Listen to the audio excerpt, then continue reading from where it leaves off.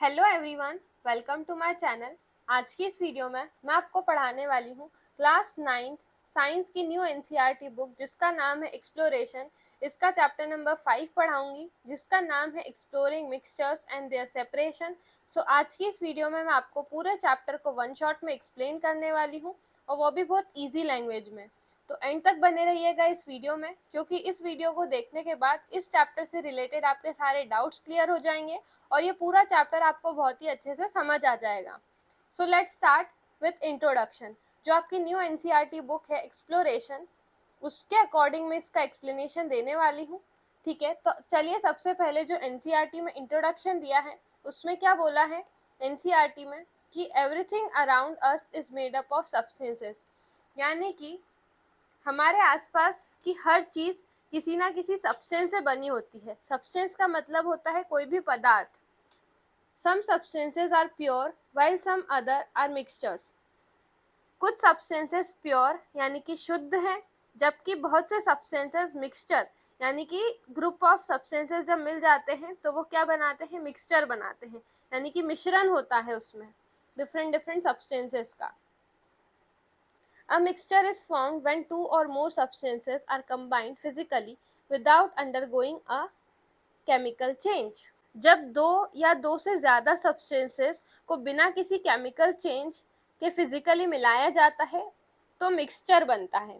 I hope mixture आपको समझ आया होगा कि मिक्सचर क्या होता है।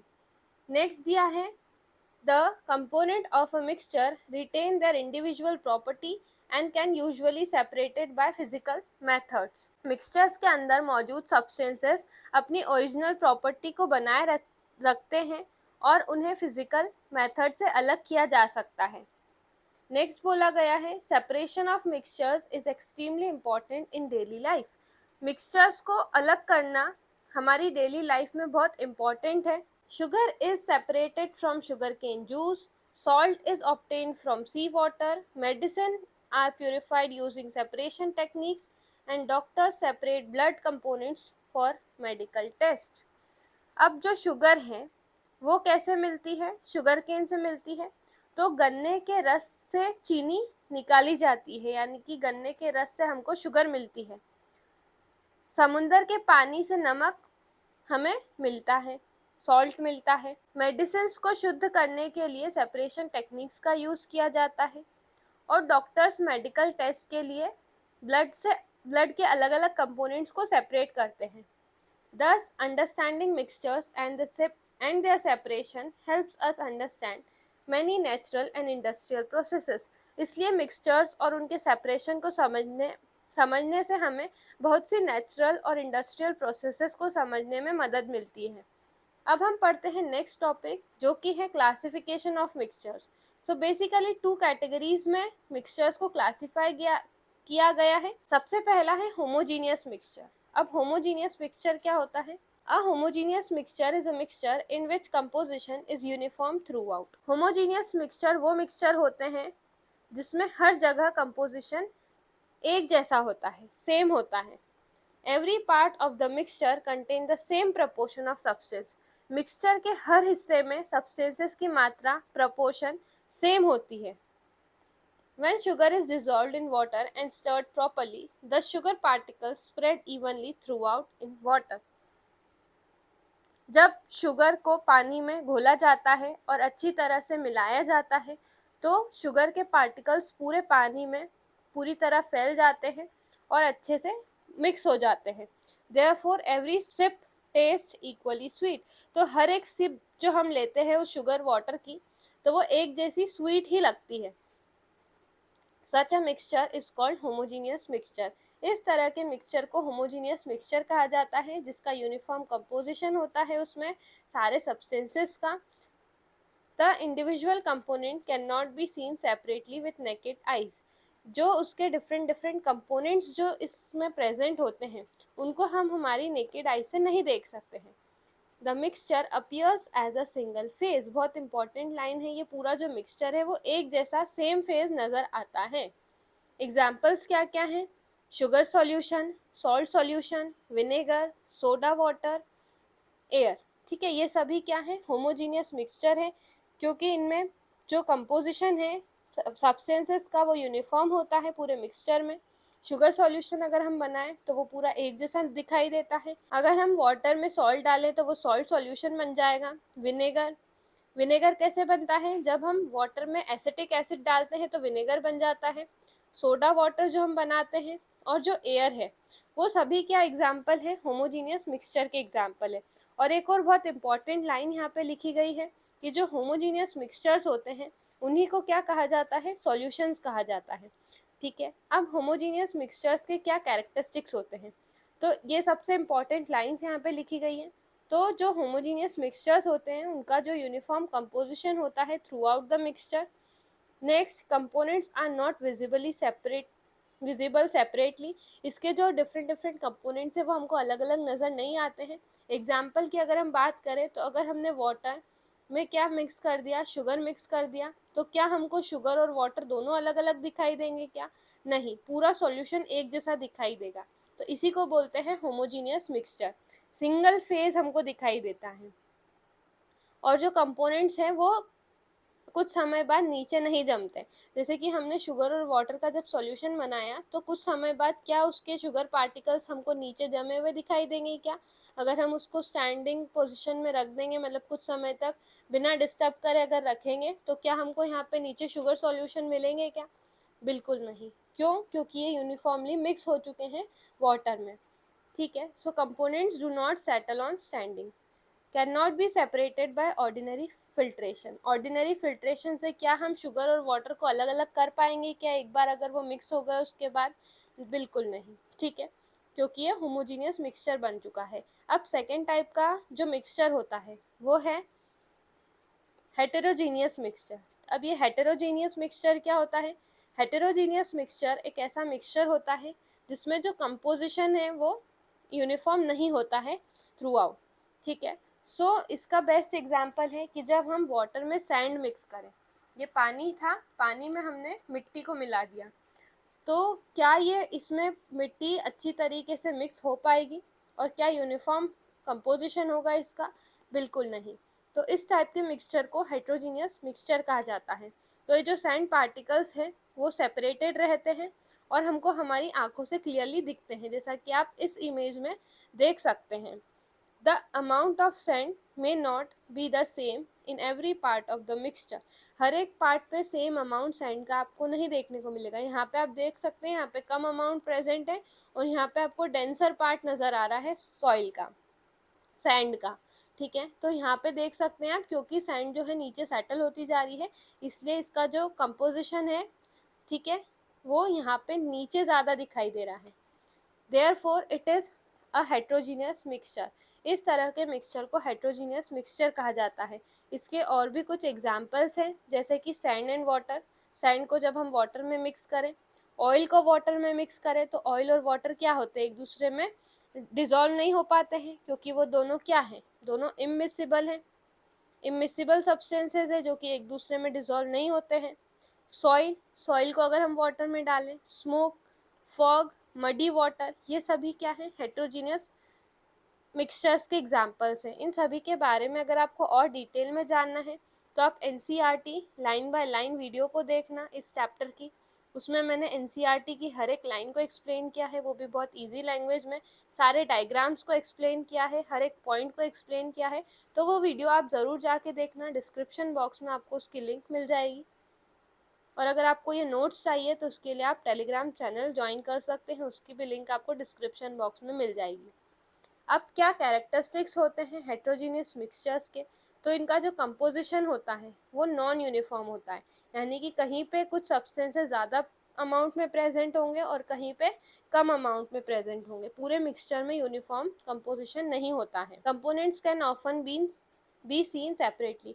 कंपोनेंट्स को हम हमारी आंखों से देख सकते हैं, जैसा कि हमने यहाँ पे सैंड वाले एग्जाम्पल में देखा था। इसमें हमको सैंड यहाँ पे क्लियरली नज़र आ रही है वाटर के अंदर। More than one phase is visible, देख सकते हैं आप, आपको वाटर फेज भी नज़र आ रहा है इसमें और एक सैंड वाला फेज भी नज़र आ रहा है। तो यहाँ पे more than one phase visible होते हैं। कंपोनेंट्स में सेटल ऑन स्टैंडिंग, कुछ समय अगर हम इसको एक जैसा रखें बिना डिस्टर्ब करें तो जो कंपोनेंट है वो हमको यहाँ पे नीचे सेटल डाउन मिलेगा। ठीक है, सैंड पार्टिकल सारे हमको यहाँ पे नीचे मिलेंगे। Components can often be separated easily, और इसके कंपोनेंट्स को इजीली सेपरेट किया जा सकता है। कैसे कि अगर हम इसको अनडिस्टर्ब्ड रख दें इस सॉल्यूशन को कुछ समय के लिए, तो सारे सैंड पार्टिकल्स नीचे आ जाएंगे, तो ऊपर क्या बचेगा, सिर्फ वाटर बचेगा। ठीक है, तो वो वाटर को हम दूसरे कंटेनर में ट्रांसफ़र कर लेंगे, और ये ध्यान रखेंगे कि सैंड पार्टिकल्स नहीं आना चाहिए उसमें, सिर्फ ऊपर ऊपर का पानी ही ट्रांसफ़र हो। इस तरीके से हम इसको सेपरेट कर सकते हैं। अब एक एक्टिविटी दी गई है आपकी एनसीईआरटी में, जिसमें एक्टिविटी में क्या बताया गया है, 3 मिक्सचर्स बनाए गए हैं। ठीक है, एक सॉल्ट का मिक्सचर बनाया गया है, एक चॉक पाउडर का और एक मिल्क का। तो इस चैप्टर में 3 मिक्सचर्स के बारे में हम समझते हैं, उनके बीच के डिफरेंसेस को समझते हैं।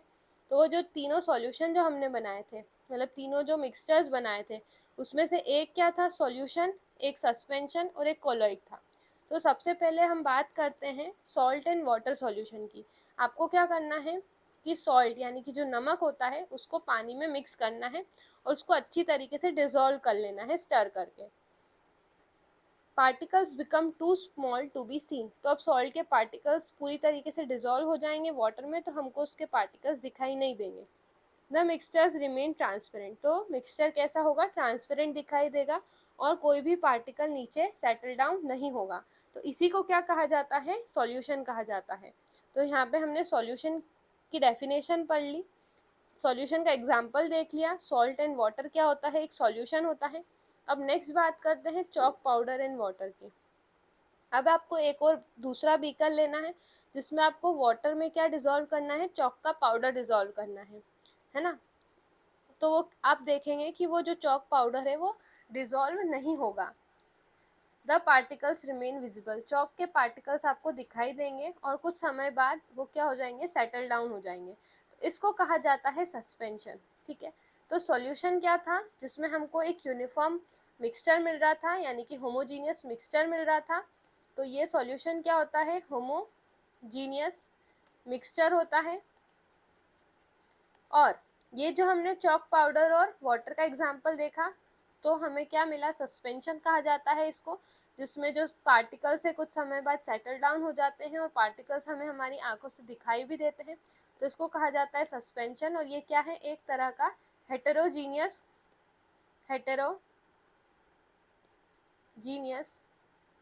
मिक्सचर है। अब नेक्स्ट आपको क्या लेना है, आपको लेना है मिल्क एंड वाटर। अब आपको कुछ ड्रॉप्स मिल्क की मिक्स कर देना है वाटर में और फिर उसको अच्छी तरीके से मिक्स करना है, तो वो यूनिफॉर्म नज़र आएंगे, पार्टिकल्स उसके आपको दिखाई नहीं देंगे, बट जो मिक्सचर है वो सॉल्यूशन से कुछ अलग नज़र आएगा, ऐसा धुंधला धुंधला मिक्सचर आपको दिखाई देगा, बिल्कुल ट्रांसपेरेंट नहीं होगा वो।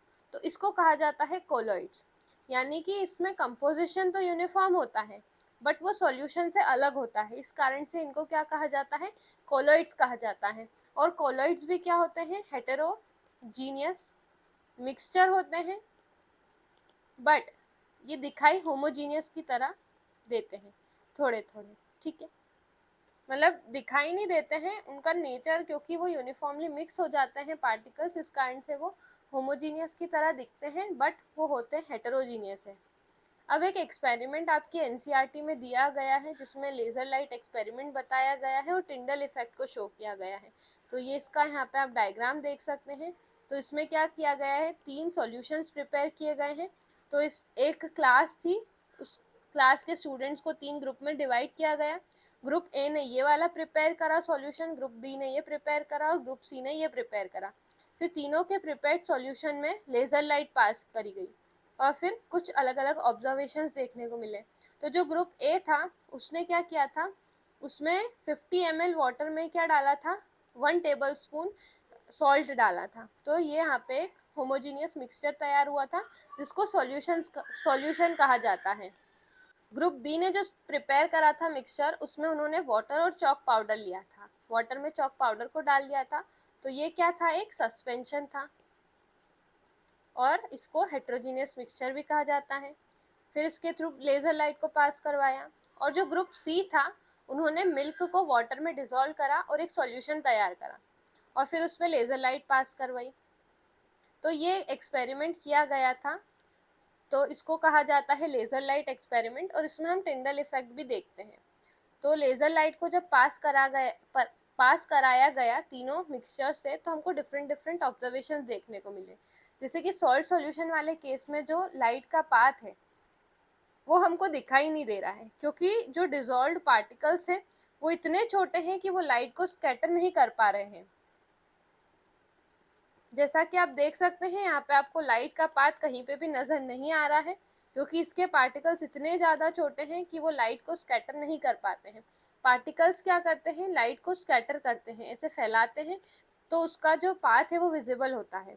तो जो ए था, यानी कि जो ए ग्रुप ने बनाया था सॉल्ट और वाटर सॉल्यूशन, उसके थ्रू हमको लाइट नज़र नहीं आई। जब लाइट को पास कराया गया तो लाइट का पाथ विजिबल नहीं था। अब सेकेंड जो ग्रुप था उसने चॉक सस्पेंशन बनाया था, जिसमें जो लाइट का पाथ है वो विजिबल था, क्योंकि उसमें जो पार्टिकल्स थे वो बहुत ज़्यादा लार्ज थे उस सॉल्यूशन के, उस मिक्सचर के, तो लाइट ने स्कैटर कर लिया डिफरेंट डायरेक्शंस में। जैसा कि आप देख सकते हैं यहाँ पे ये बीम ऑफ लाइट जो यहाँ से पास करी गई है, इसका लाइट का पाथ विजिबल है, और यहाँ पे हमको ये लाइट पास होके यहाँ पे वॉल पे नज़र आएगी। ठीक है, तो इसके पार्टिकल्स बड़े बड़े थे जिसने आसानी से स्कैटर कर दिया लाइट को, और हमको यहाँ पे इसका पाथ विजिबल नज़र आया। नेक्स्ट, जब मिल्क और वाटर का सॉल्यूशन बनाया गया तो जो लाइट का पाथ है वो विजिबल था, क्योंकि वहाँ पे कोलोइडल पार्टिकल्स थे, तो वो स्कैटर कर रहे थे लाइट को। तो ये जो स्कैटरिंग ऑफ लाइट है पार्टिकल्स के द्वारा, वो कहाँ कहाँ पे देखने को मिली हमको, कोलॉइड्स और सस्पेंशन में। तो इसी को कहा जाता है टिंडल इफेक्ट, यानी कि scattering of light by particles is called Tyndall effect. तो टिंडल इफेक्ट क्या करता है, हेल्प करता है हमको डिस्टिंग्विश करने में कि कोई भी जो मिक्सचर है वो सॉल्यूशन है या कोलॉइड है। अगर वो कोलॉइड है तो वो आसानी से हमको दिखाई देगा, मतलब लाइट का पाथ विजिबल होगा, और सॉल्यूशन में लाइट का पाथ विजिबल नहीं होगा। तो इसी को टिंडल इफेक्ट कहा जाता है। आई होप टिंडल इफेक्ट आपको समझ आ गया होगा। अब नेक्स्ट जो आपकी एनसीईआरटी में टॉपिक दिया है वो है सॉल्यूशन। सॉल्यूशन क्या होता है, एक होमोजीनियस मिक्सचर होता है, जैसा कि हमने अभी पढ़ा, जिसमें सॉल्यूट और सॉल्वेंट होता है। अब हमने ये तो पढ़ लिया कि सॉल्यूशन क्या होता है, होमोजीनियस मिक्सचर होता है, बट सॉल्यूशन बनता कैसे है। तो सॉल्यूशन बनता है जब हम सॉल्यूट को सॉल्वेंट में डिसॉल्व कर दें, तो हमको जो मिलता है वो मिलता है सॉल्यूशन। अब ये सॉल्यूट और सॉल्वेंट क्या है, सॉल्यूट और सॉल्वेंट क्या है। सो सॉल्यूट एक ऐसा सब्सटेंस होता है जिसको हम डिसॉल्व करते हैं, और जिसमें हम उस सॉल्यूट को डिसॉल्व करते हैं उसको बोलते हैं solvent. The solute is the substance that get dissolve and the solvent is the substance that dissolves the solute. देखो इसको एक एग्जांपल से समझाती हूँ। लेट्स से आपको एक बीकर लेना है, या फिर आप एक ग्लास ले सकते हैं आपके घर में भी। उसमें आपको डालना है पानी, उसको हाफ वाटर से फिल कर देना है। अब इस पानी में आपको डालना है सॉल्ट। ठीक है, तो आपने यहाँ पे क्या डाल दिया, सॉल्ट डाल दिया। तो यहाँ पे जो सॉल्ट है वो क्या होता है, ये जो सॉल्ट आपने डाला वो होता है सॉल्यूट, क्योंकि हम इसको पानी में डिसॉल्व कर रहे हैं। और ये जो पानी है, वाटर जो है, वो क्या है, एक मीडियम प्रोवाइड कर रहा है सॉल्यूट को डिसॉल्व होने में, तो ये होता है सॉल्वेंट। ठीक है, वाटर क्या है, सॉल्वेंट है, क्योंकि इसमें हम सॉल्यूट को डिसॉल्व करते हैं, इस कारण से इसको सॉल्वेंट कहा जाता है। अब यहाँ पे हमने जैसे सॉल्ट लिया था, सॉल्ट की जगह आप कुछ और भी ले सकते हैं, शुगर ले सकते हैं। ठीक है, शुगर ले सकते हैं, और दूसरी चीज़ें ले सकते हैं, दूसरे सब्सटेंसेस ले सकते हैं। ठीक है, तो इसको कहा जाता है सॉल्यूट और सॉल्वेंट। अब जैसे यहाँ पे आपके एनसीईआरटी में जो एग्जांपल दिया है शुगर सॉल्यूशन का दिया गया है, जिसमें शुगर जो है वो सॉल्यूट होती है और वाटर जो है सॉल्वेंट होता है। तो जो पार्टिकल्स होते हैं सॉल्यूट के वो बहुत ज़्यादा छोटे होते हैं और इवनली डिस्ट्रीब्यूट हो जाते हैं पूरे सॉल्वेंट में, और एक सॉल्यूशन बना लेते हैं। तो इतने छोटे जो साइज़ होता है, तो ये जो पार्टिकल्स है वो हम ऑर्डिनरी, मतलब हम हमारी आँखों से नहीं देख पाते हैं। These particle can not seen evenly under even under ordinary microscope. Ordinary microscope से भी इसके पार्टिकल हम नहीं देख सकते हैं। तो सॉल्यूशंस क्या होते हैं, स्टेबल मिक्सचर्स होते हैं, और इनके जो कंपोनेंट्स होते हैं वो सेपरेट नहीं हो सकते हैं एक बार अगर वो मिक्स हो गए तो। अब नेक्स्ट टॉपिक हम पढ़ते हैं जो कि है कंसंट्रेशन ऑफ सॉल्यूशन, किसी भी सॉल्यूशन का कंसंट्रेशन कैसे निकाला जाता है, उसके डिफरेंट डिफरेंट मेथड्स के बारे में हम पढ़ेंगे। उसके पहले हम पढ़ते हैं कि कंसंट्रेशन होता क्या है। So a concentration of solute present in the given amount of solution is called concentration of solution. कितना अमाउंट सॉल्यूट प्रेजेंट है एक पर्टिकुलर अमाउंट ऑफ सॉल्यूशन में, उसी को उसका कंसंट्रेशन कहा जाता है। ठीक है, कंसंट्रेशन हमको बताता है कि कितना ज़्यादा सॉल्यूशन कंसंट्रेटेड है या डाइल्यूटेड है। कंसंट्रेटेड मतलब कि उसमें सॉल्यूट का कंसंट्रेशन ज़्यादा होगा, इसमें सॉल्यूट का कंसंट्रेशन ज़्यादा होगा, और डाइल्यूट में सॉल्यूट का कंसंट्रेशन बहुत कम होगा। ठीक है, for example a solution containing large amount of sugar in small amount of water is concentrated. देखो बहुत अच्छा एग्जाम्पल यहाँ पे दिया गया है कि जो सॉल्यूशन होता है उसमें शुगर का बहुत ज़्यादा अमाउंट है। हमने पानी, एक बीकर में पानी तो बहुत कम लिया पर उसमें शुगर बहुत सारी डाल दी, बहुत सारी। ठीक है, तो वो क्या होगा, एक कंसंट्रेटेड सॉल्यूशन होगा। क्या होगा, कंसंट्रेटेड सॉल्यूशन। तो ये होता है कंसंट्रेटेड। अब अगर हमने पानी ज़्यादा लिया, ठीक है, एक बीकर में पानी ज़्यादा लिया, तो ये पानी यहाँ पे हमने बहुत सारा लिया और यहाँ पे शुगर बहुत कम डाली, ठीक है, कुछ ही अमाउंट शुगर का डाला, तो ये क्या कहलाएगा, डाइल्यूट सॉल्यूशन कहलाएगा। ठीक है, आई होप डाइल्यूट और कंसंट्रेटेड का कंसेप्ट आपको समझ आ गया होगा। अगर सॉल्यूट कंसंट्रेशन ज़्यादा तो वो होगा कंसंट्रेटेड, अगर सॉल्यूट कंसंट्रेशन कम तो वो होगा dilute. The concept of concentration is important in medicine, agriculture, food preparation, industries and laboratories. अब ये जो concentration का concept है वो इन सभी fields में बहुत important role play करता है।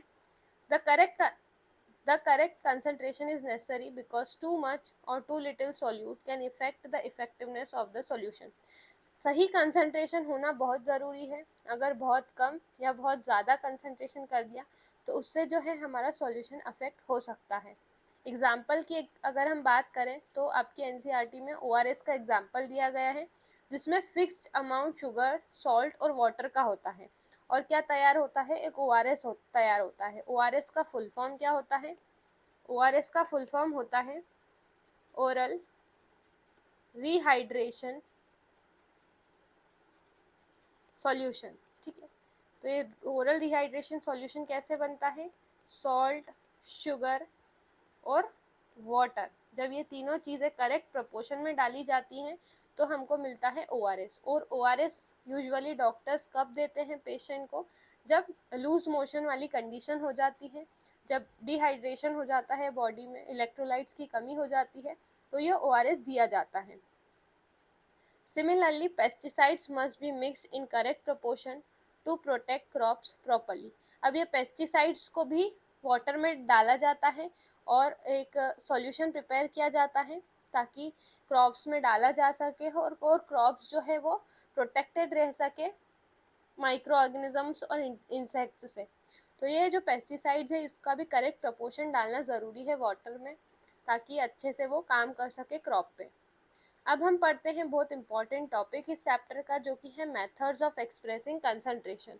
किस किस तरीके से हम कंसंट्रेशन को एक्सप्रेस कर सकते हैं।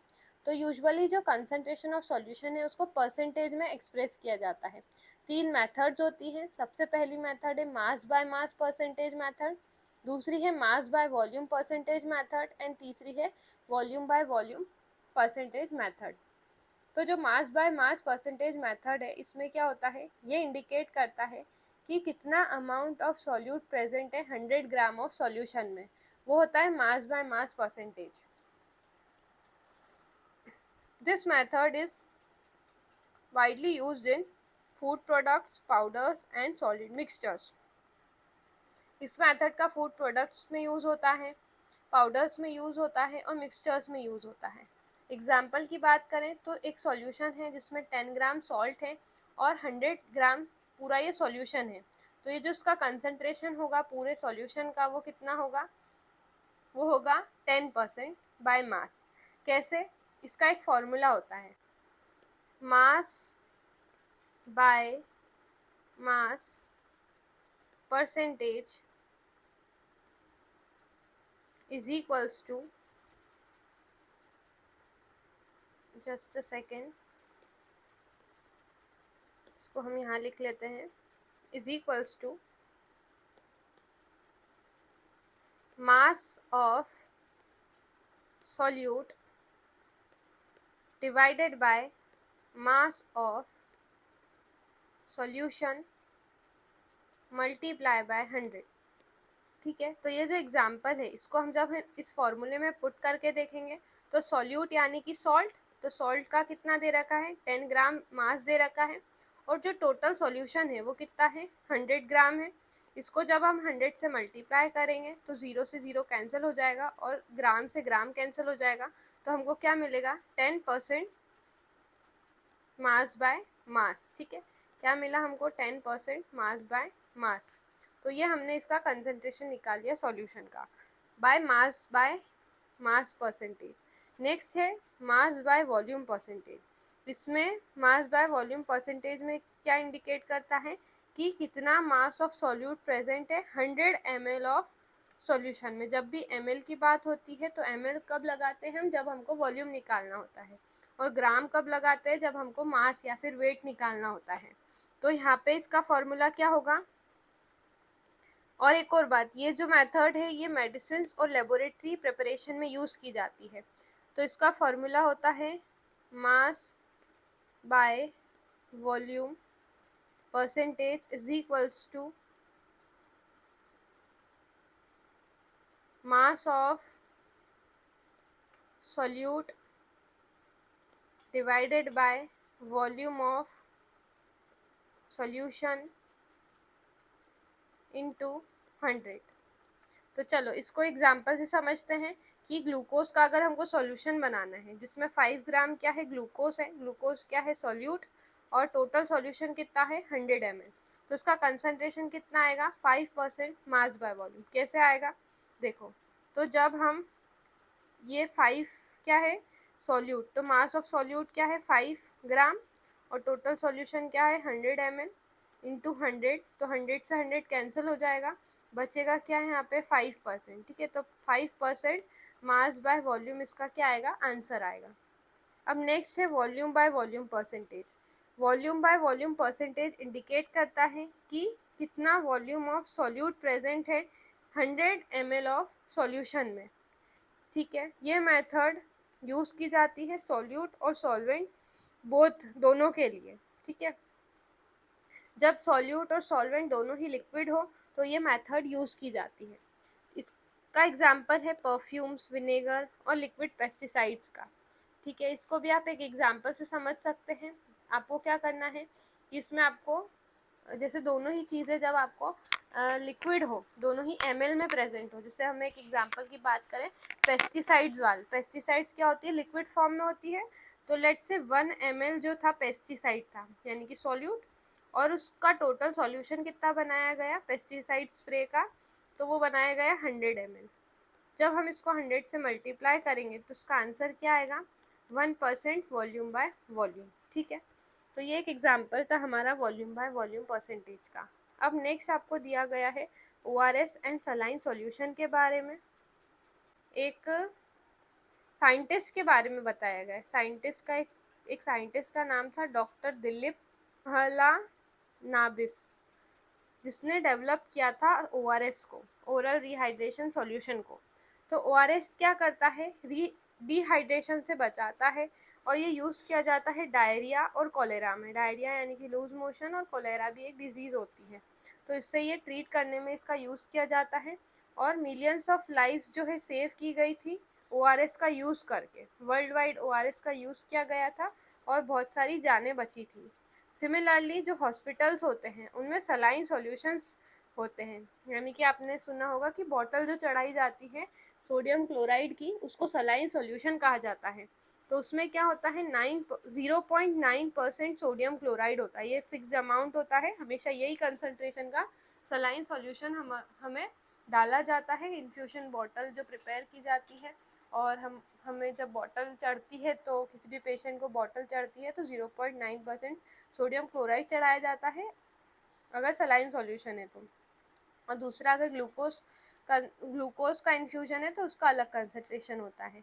ये कंसंट्रेशन सेफ होता है हमारी बॉडी सेल्स के लिए, और ये रिड्यूस करता है ये हेल्प करता है लॉस्ट फ्लूइड को रिप्लेस करने में, ठीक है, क्योंकि डायरेक्टली जो ये इन्फ्यूजन बॉटल्स होती है डायरेक्टली हमारी ब्लड में जाती है, तो ये बहुत ज़रूरी है कि उसका कंसंट्रेशन हमारी बॉडी सेल्स को सूट कर सके, ऐसा होना चाहिए। नेक्स्ट टॉपिक एनसीईआरटी में दिया गया है जो है सॉल्युबिलिटी। अब सॉल्युबिलिटी क्या होता है, तो सॉल्युबिलिटी पढ़ लेते हैं। सॉल्युबिलिटी क्या है?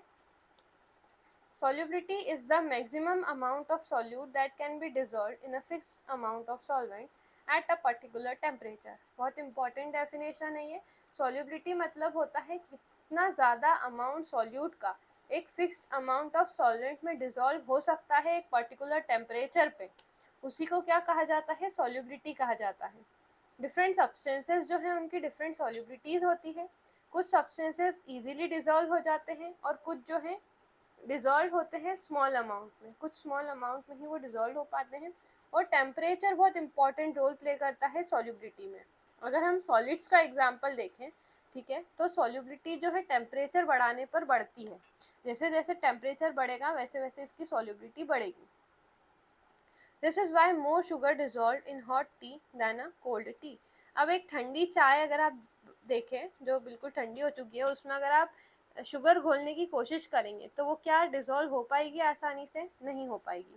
वहीं जो हॉट टी है जिसका टेम्परेचर ज़्यादा है, उसमें जब आप शुगर डालेंगे तो वो आसानी से डिज़ोल्व हो जाएगी, क्योंकि यहाँ पे टेम्परेचर बहुत इंपॉर्टेंट रोल प्ले करता है। टेम्परेचर बढ़ाने पर सॉल्युबिलिटी क्या होती है?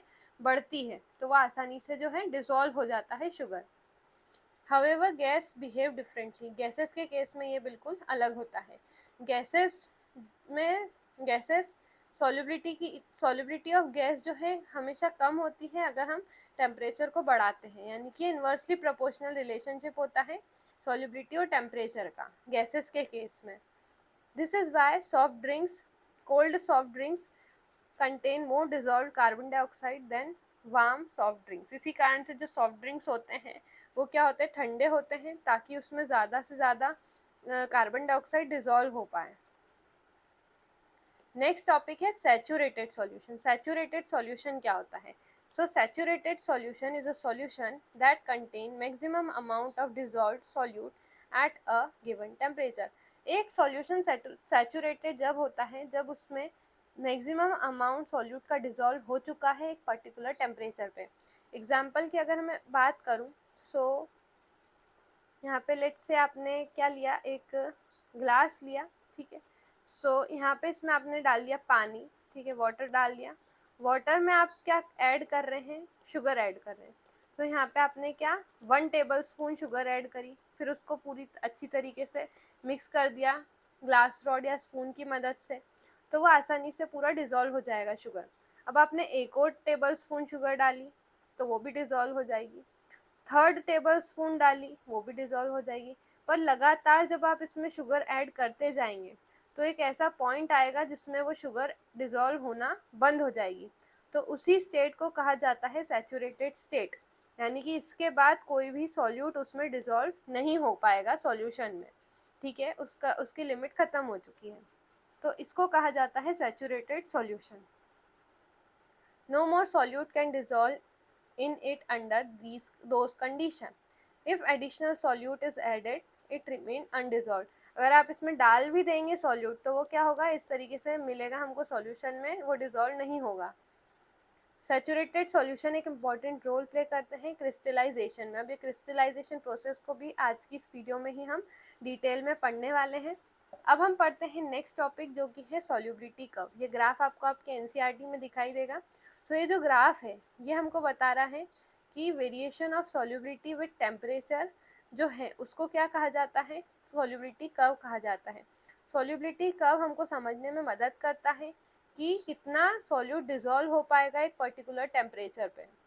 ये यूज़फुल होता है क्रिस्टल्स फॉर्मेशन में जब हम सॉल्यूशन को ठंडा कर देते हैं। ये अभी हम पढ़ेंगे इस वीडियो में ही। तो एक स्टीपर कर्व हमको मिलता है जो कि इंडिकेट करता है कि greater increase in solubility with temperature. इसका मतलब ये है कि जैसे जैसे हम टेम्परेचर को इंक्रीज करते हैं वैसे वैसे सॉल्युबिलिटी क्या होती है? बढ़ती जाती है। तो यहाँ पे बेसिकली 2 कंपाउंड्स लिए गए थे, compound A and compound B. उन दोनों की सॉल्युबिलिटी डिफरेंट थी। तो जो कंपाउंड ए था 10 डिग्री सेल्सियस पे अगर हमने देखा तो वो कितना, लगभग 40, यहाँ पे आप सॉल्युबिलिटी देख सकते हैं ग्राम पर 100 ग्राम ऑफ वाटर में, ठीक है। तो यहाँ पे 40 ग्राम पर 100 ग्राम वाटर में उसकी सॉल्युबिलिटी थी। इसी तरीके से जैसे जैसे टेम्परेचर बढ़ाया गया वैसे वैसे सॉल्युबिलिटी क्या हो गई, बढ़ती गई। और जो कंपाउंड बी था उस केस में तो कुछ ज़्यादा ही सॉल्युबिलिटी बढ़ती जा रही है टेम्परेचर के इंक्रीज करने पे, ठीक है। सो जैसे हम एग्जांपल की बात करें यहाँ पे 40 डिग्री सेल्सियस पे, 40 डिग्री सेल्सियस पे सॉल्युबिलिटी कितनी आ रही है, ये आप अगर ग्राफ में देखें तो 40 डिग्री पे आ रही है 241 ग्राम पर 100 ग्राम ऑफ वाटर में, ठीक है। अगर हम बात करें 20 डिग्री सेल्सियस की, तो 20 डिग्री सेल्सियस पे कितनी आ रही है, 200 ग्राम पर 100 ग्राम ऑफ वाटर में, ठीक है। तो ये सॉल्युबिलिटी कर्व था। अब हम जानते हैं कि कुछ मेथड्स होती हैं जिसके थ्रू हम होमोजीनियस मिक्सचर को भी सेपरेट कर सकते हैं। हाँ, आपने बिल्कुल सही सुना, होमोजीनियस मिक्सचर्स को भी सेपरेट किया जा सकता है कुछ टेक्निक्स का यूज करके, ठीक है। So several techniques are used to separate homogeneous mixture. These mixtures are based on differences in physical properties such as solubility and boiling point। ये जो methods हैं वो उसमें वो बेस्ड होती है डिफरेंट डिफरेंट फिजिकल प्रॉपर्टीज पर, जैसे कि सॉल्युबिलिटी और बॉइलिंग पॉइंट। तो सबसे पहला मेथड जो है होमोजीनियस मिक्सचर्स को सेपरेट करने का, वो है क्रिस्टलाइजेशन। क्रिस्टलाइजेशन एक ऐसी प्रोसेस होती है जिसमें जो है हम प्योर क्रिस्टल्स ऑब्टेन कर सकते हैं एक सैचुरेटेड सॉल्यूशन से। तो इसके लिए हमको क्या करना पड़ेगा, एक हॉट सैचुरेटेड सॉल्यूशन बनाना पड़ेगा। उसको हम जब ठंडा करेंगे तो क्या होगा, उसकी सॉल्युबिलिटी डिक्रीज हो जाएगी और जो एक्सेस डिजॉल्व सब्सटेंसेस थे वो सॉल्यूशन के बाहर आ जाएंगे क्रिस्टल्स के फॉर्म में। और ये क्रिस्टलाइजेशन प्रोसेस एक बहुत इंपॉर्टेंट प्यूरिफिकेशन टेक्निक है। जो क्रिस्टल्स बनते हैं वो बिल्कुल प्योर होते हैं क्योंकि उनमें किसी प्रकार की भी इम्प्योरिटीज़ नहीं होती है, क्योंकि इम्प्योरिटीज़ जो है वो सॉल्यूशन में ही डिज़ोल्व हो जाती है। क्रिस्टलाइजेशन इंडस्ट्रीज़ में भी यूज़ किया जाता है प्योर सॉल्ट्स, शुगर और केमिकल्स बनाने के लिए। अब देखो, इसको क्रिस्टलाइजेशन प्रोसेस को मैं आपको समझाती हूँ। ये आपके एनसीईआरटी का ही डायग्राम है, figure 5.8 steps involve in the process of crystallisation.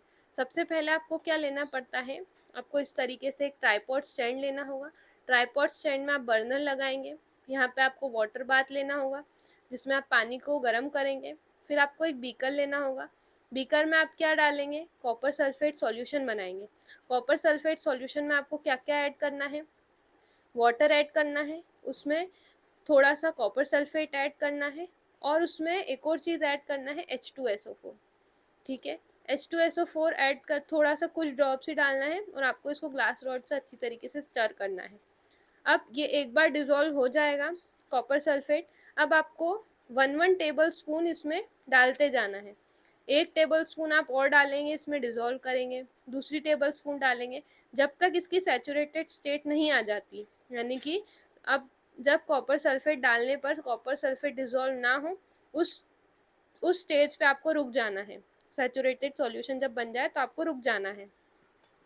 अब आपको ये सॉल्यूशन को क्या करना है, फिल्टर करना है। तो ये जो हॉट सैचुरेटेड सॉल्यूशन था इसको आपको फनल स्टैंड में लगाना है, कोनिकल फनल लेनी है, एक खाली बीकर लेना है, लेबोरेटरी स्टैंड में इसको अटैच करना है। बीच में इसमें आप लगाएंगे फिल्टर पेपर। फिल्टर पेपर आप इस शेप का लेंगे, इस शेप का काटेंगे और इसको कोन शेप का बना लेंगे। इस कोन शेप के फिल्टर पेपर को आपको इसको फनल में इस तरीके से लगा देना है। फिर आपको एक ग्लास रॉड ऐसे लगानी है और ग्लास रॉड के थ्रू आपको सॉल्यूशन को इसमें डालना है और यहाँ पे आपका जो प्योर मतलब कि फिल्टर्ड सॉल्यूशन आपको यहाँ पे बीकर में मिल जाएगा यहाँ पे, और सारी इम्प्योरिटीज़ जो थी वो यहीं पे फिल्टर पेपर में रुक जाएगी। अब यहाँ पे आपको इसको वॉच ग्लास लगा देना है, ठंडा होने देना है इस फिल्ट्रेट को। ये जो हमको सॉल्यूशन मिला है इसको फिल्ट्रेट कहेंगे, ठीक है। तो इसको आपको ठंडा होने देना है। फिर आपको क्या करना है कि जब ये ठंडा हो जाएगा तो इसके क्रिस्टल्स बन जाएंगे। फिर ये जो क्रिस्टल्स है इसको आपको इस तरीके से कॉपर सल्फेट के क्रिस्टल्स को वॉश ग्लास में कलेक्ट कर लेना है, पानी से वॉश कर लेना है, सारी इम्प्योरिटीज़ उसके निकाल देना है। तो इस तरीके से आप बना पाएंगे कॉपर सल्फेट के क्रिस्टल्स को। और ये जो क्रिस्टल बनाने की पूरी प्रोसेस थी इसी को क्रिस्टलाइजेशन कहा जाता है।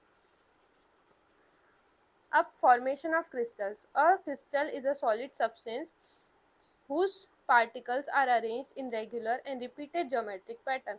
जो क्रिस्टल्स होते हैं वो सॉलिड सब्सटेंसेस होते हैं जिसमें जो पार्टिकल्स होते हैं क्रिस्टल के वो रेगुलर और ज्योमेट्रिक पैटर्न में अरेंज्ड होते हैं। एग्जाम्पल्स की बात करें, जो कॉमन सॉल्ट क्रिस्टल्स होते हैं, शुगर क्रिस्टल्स होते हैं, snowflakes, quartz crystals, Frost crystals, सभी क्रिस्टल्स के एग्जाम्पल हैं। Slow cooling produces large and well shaped crystals. धीरे धीरे ठंडा अगर हो रहा है सॉल्यूशन तो उससे अच्छे शेप के क्रिस्टल्स मिलते हैं, और अगर जल्दी हमने ठंडा कर दिया तो उससे स्मॉल और पुअरली डेवलप्ड क्रिस्टल्स मिलते हैं। अब जानते हैं कि सॉल्ट कैसे बनता है सी वाटर से। समुद्र के पानी से हमको क्या मिलता है, सॉल्ट मिलता है। तो वो हमें मिलता है इवापोरेशन और क्रिस्टलाइजेशन प्रोसेस से।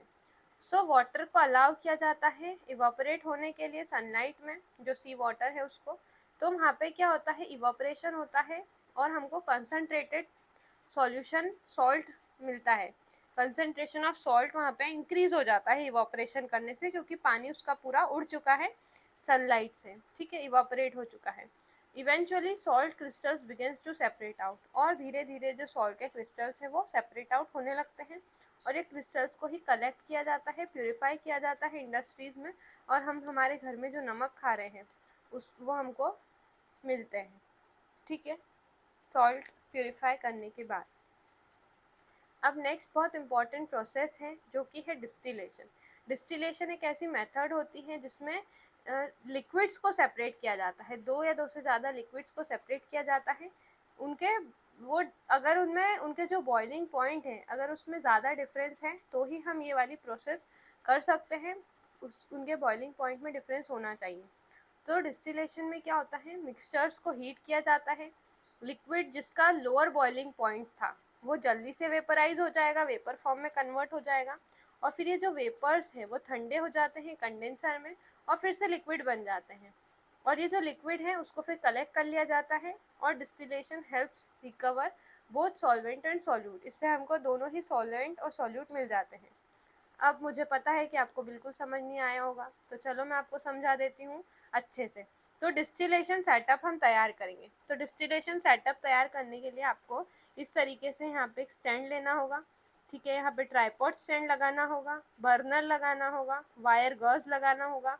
वायर गॉज के ऊपर आप रखेंगे डिस्टिलेशन फ्लास्क, ये जो होता है इसको डिस्टिलेशन फ्लास्क कहते हैं। अब इस फ्लास्क के ऊपर फिर आपको क्या करना है, थर्मोमीटर लगा देना है। ये पूरा डिस्टिलेशन सेटअप होता है। यहाँ पे जो आप देख सकते हैं ये जो है ये क्या है, कंडेंसर है। कंडेंसर में वाटर आउटलेट होता है और एक वाटर इनलेट होता है। वाटर इनलेट पानी देता है और वाटर आउटलेट से पानी, गर्म पानी जो है वो बाहर आता जाता है, और यहाँ से वाटर इनलेट से ठंडा पानी जाता है।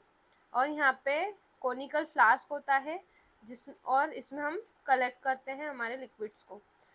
यहाँ पे हमको जो डिस्टिलेशन फ्लास्क है उसमें एक सॉल्यूशन प्रिपेयर करना है। सॉल्यूशन में आपको क्या लेना है, वाटर लेना है, और वाटर में क्या डालना है, एसीटोन डालना है।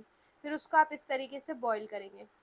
वाटर और एसीटोन दोनों के बॉइलिंग पॉइंट्स अलग अलग होते हैं और उनमें बहुत अच्छा डिफरेंस होता है। इस कारण से एसीटोन और वाटर को सेपरेट करते हैं हम डिस्टिलेशन प्रोसेस से। वाटर का बॉइलिंग पॉइंट हमको पता है क्या होता है, 100 डिग्री सेल्सियस होता है, और एसीटोन का बॉइलिंग पॉइंट भी मैंने आपको NCERT line by line video में बताया था।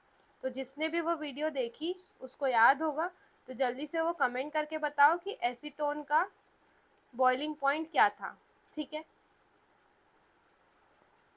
अब यहाँ पे बॉईल होना स्टार्ट हो जाएगा। तो देखो जिसका बॉइलिंग पॉइंट कम, एसीटोन का बॉइलिंग पॉइंट कम था, तो वो जल्दी से वेपर फॉर्म में कन्वर्ट हो जाएगा और ये वेपर्स जाएंगे इधर कंडेंसर में। कंडेंसर जो है कंटिन्यूसली, कंडेंसर में क्या होता है, वाटर होता है जो कि कूलिंग प्रोवाइड करता है। ये ट्यूब जो है, ट्यूब के आसपास क्या होता है, वाटर होता है कंडेंसर में, जिस कारण से ये ठंडा करता है हमारे वेपर्स को। तो यहाँ पे वेपर्स जो आए वो कूल डाउन हो गए। कूल डाउन होने के बाद वो फिर से लिक्विड फॉर्म में कन्वर्ट हो गए, और ये जो लिक्विड था एसीटोन का वो यहाँ पे हमको मिल गया कोनिकल फ्लास्क में, ठीक है। तो इस तरीके से हमने एसीटोन को सेपरेट कर लिया वाटर से। तो डिस्टिलेशन प्रोसेस के थ्रू हम दोनों मिक्सिबल लिक्विड्स को सेपरेट कर सकते हैं। मिक्सिबल यानी कि जो एक दूसरे में अच्छी तरीके से डिजोल्व हो जाए, जैसे कि एसीटोन एंड वाटर, ठीक है। एसीटोन एंड वाटर क्या है, दो मिक्सिबल लिक्विड्स है, प्रॉपरली डिजॉल्व हो जाते हैं एक दूसरे में, फिर भी हम उसको अलग कर सकते हैं डिस्टिलेशन प्रोसेस के थ्रू। अब क्या क्या एप्लीकेशंस है, कहाँ कहाँ पे डिस्टिलेशन का यूज़ किया जाता है। सो डिस्टिलेशन हम यूज़ करते हैं ताकि हम प्योर वाटर हमें मिल सके, प्योर वाटर सेपरेट करने में यूज़फुल है। एसीटोन को वाटर से अलग करने में ये मदद करता है, और परफ्यूम इंडस्ट्रीज़ में यूज़ किया जाता है, अल्कोहल प्रोडक्शन में यूज़ किया जाता है, और लेबोरेटरीज़ में भी यूज़ किया जाता है।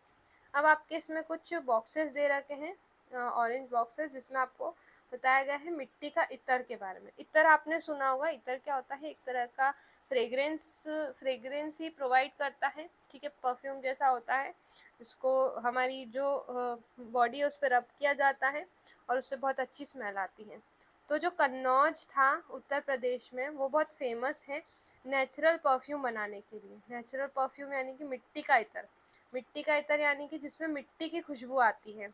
तो जो गीली मिट्टी होती है, हमारी जो वेट अर्थ होती है, उसकी फ्रेग्रेंस बहुत अच्छी लगती है सभी को, तो उसका एक इत्र बनाया जाता है। कहाँ पे? कन्नौज में, जो कि उत्तर प्रदेश में है, उसके लिए बहुत फेमस है। तो ये एक ट्रेडिशनल डिस्टिलेशन मेथड से ये बनाया जाता है।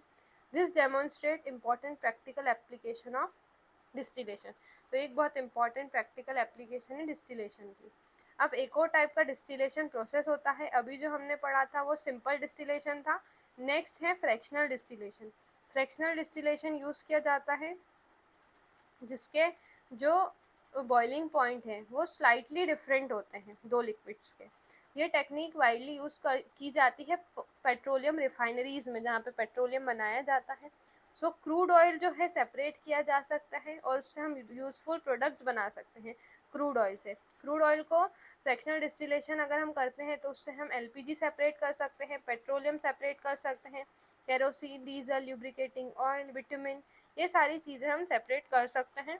और ये बहुत इंपॉर्टेंट इंडस्ट्रियल सेपरेशन प्रोसेस होती है। से पेपर क्रोमेटोग्राफी। पेपर क्रोमेटोग्राफी एक ऐसी मेथड होती है जिसमें कलर्ड सब्सटेंसेस को सेपरेट किया जाता है एक मिक्सचर से। ये टेक्निक जो है वो वर्क करती है on the principal that different substances move with different speed through paper. अलग अलग सब्सटेंसेस अलग अलग स्पीड से मूव करते हैं पेपर पे जब हम पेपर क्रोमेटोग्राफी करते हैं, और वो जो सब्सटेंसेस हैं वो कौन सेपरेट आउट करवाता है? सॉल्वेंट सेपरेट आउट करवाता है। इसका एक एग्जांपल एनसीईआरटी में दिया गया है जो कि है ड्रॉप ऑफ ब्लैक इंक। तो आपको क्या करना है, एक सिंपल पेपर लेना है, उसके बीच में आपको ब्लैक मार्कर से एक डॉट बना देना है। इस तरीके से पेपर पे एक ब्लैक मार्कर से डॉट बना देना है, और फिर उसके ऊपर आपको कुछ ड्रॉप्स वाटर की डालनी है, या फिर आपको उसको पूरा डिप कर देना है वाटर में। तो आप देखेंगे कि जो वाटर है वो मूव करने लगेगा पेपर में, और इस तरीके से पूरी इंक जो है सब फैल जाएगी, और वहाँ पे डिफरेंट डिफरेंट कलर्स आपको दिखाई देंगे। अब यहाँ पे जो ब्लैक इंक जो हमने क्रोमेटोग्राफिक पेपर पे प्लेस की थी, तो उसको आपको फिर वाटर में डिप, इसको आप एक और तरीके से कर सकते हैं प्रॉपरली। आपको यहाँ पे क्रोमेटोग्राफिक पेपर लेना है या फिर फिल्टर पेपर लेना है। यहाँ पे 2 सेंटीमीटर के ऊपर यहाँ पे एक पेंसिल से लाइन ड्रॉ करनी है। उस लाइन के ऊपर आपको इंक स्पॉट लगा देना है, एक डॉट लगा देना है। फिर इस फिल्टर पेपर को या फिर क्रोमेटोग्राफिक पेपर को आपको इस तरीके से गैस जार में टांग देना है, और यहाँ पे वॉच ग्लास से इसको बंद कर देना है। बीच में आपको यहाँ पे अबाउट 1 सेंटीमीटर तक वाटर फिल करना है। ध्यान रहे कि ये इंक स्पॉट तक पानी नहीं जाना चाहिए। अब आप देखेंगे कुछ समय बाद ये जो वाटर है कैपिलरी एक्शन के थ्रू इस तरीके से ऊपर ऊपर ऊपर ऊपर जाता जाएगा फिल्टर पेपर में। साथ ही ये जो इंक थी, जो इंक स्पॉट था, वहाँ पे सारे कंपोनेंट्स इस तरीके से अलग अलग कलर के कंपोनेंट सेपरेट आउट आपको दिखाई देंगे, ठीक है, इस तरीके से। तो ये इस तरीके से सेपरेशन हुआ कलर्ड सब्सटेंसेस का। So as the water rises it carries the coloured substances present in the ink. जैसे जैसे पानी आगे बढ़ेगा, कलर्ड सब्सटेंसेस जो प्रेजेंट थे इंक में वो सेपरेट होते जाएंगे। Since different pigments have different solubilities, अलग अलग पिगमेंट्स की अलग अलग सॉल्युबिलिटीज होती है, डिफरेंट अट्रैक्शन होता है पेपर के लिए, तो वो डिफरेंट रेट से मूव कर पाती है। As a result pigment separate into distinct coloured spot. तो ये जो पिगमेंट्स है इस तरीके से आपको डिफरेंट डिफरेंट कलर स्पॉट्स नज़र आते हैं।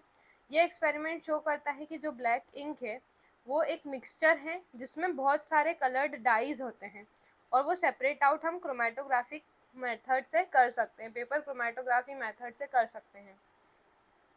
पेपर क्रोमेटोग्राफी एक बहुत सिंपल और पावरफुल टेक्निक होती है केमिस्ट्री लेबोरेटरी में, और ये हायर क्लासेस में भी आपको ये वाला टॉपिक काम आएगा क्योंकि बहुत इंपॉर्टेंट होती है क्रोमेटोग्राफिक टेक्निक्स। पेपर क्रोमेटोग्राफी होती है, कैपिलरी क्रोमेटोग्राफी होती है, और भी बहुत सारी टाइप की क्रोमेटोग्राफीज होती है, जैसे कि thin layer chromatography, high performance liquid chromatography जिसको HPLC कहा जाता है। तो बहुत सारी डिफरेंट क्रोमेटोग्राफीज होती हैं। आपके इसमें सिर्फ पेपर क्रोमेटोग्राफी है, तो आप इसको अच्छे से पढ़ के जाना, एग्जाम में लॉन्ग क्वेश्चन इससे बन सकता है। It is use to separate, इसको हम इस मेथड से हम क्या क्या सेपरेट कर सकते हैं।